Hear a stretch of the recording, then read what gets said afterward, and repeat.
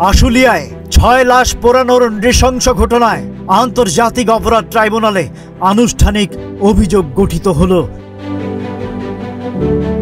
অভিযোগপত্রের নাম রয়েছে সাবেক সংসদ সদস্য সাইফুল ইসলাম সহ মোট ১৬ জনের। দেশ জুড়ে চাঞ্চল্য ছড়ানো এই ঘটনায় এবার বিচারিক প্রক্রিয়া শুরু হচ্ছে। তারিখটা ছিল ৫ আগস্ট ২০২৪। ছাত্র জনতার আন্দোলনের সময় আশুলিয়া থানার সামনেই ৫ জনকে গুলি করে হত্যা করা হয়। আরও একজন গুরুতর আহত অবস্থায় বেঁচে ছিলেন। এরপর কি হয়? পুলিশ প্রথমে ৫টি লাশ ও একজন আহতকে ভ্যানে তোলে, তারপর তুলে নেয় পুলিশের নিজস্ব গাড়িতে। পেট্রোল ঢেলে আগুন দেওয়া হয়, পুড়িয়ে ফেলা হয় জীবন্ত মানুষকে।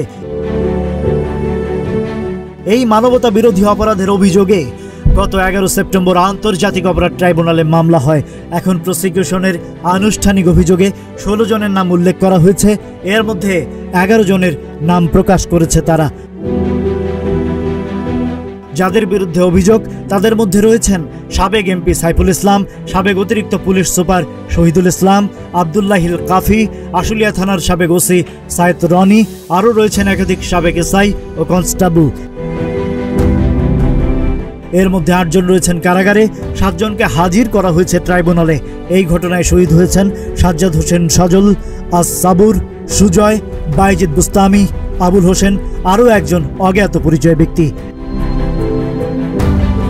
এখন প্রশ্ন, এই ভয়ঙ্কর হত্যাকাণ্ডের ন্যায় বিচার কি মিলবে, নাকি এই ট্র্যাজেডি হারিয়ে যাবে অন্য সব বিচারহীনতার ভিড়ে?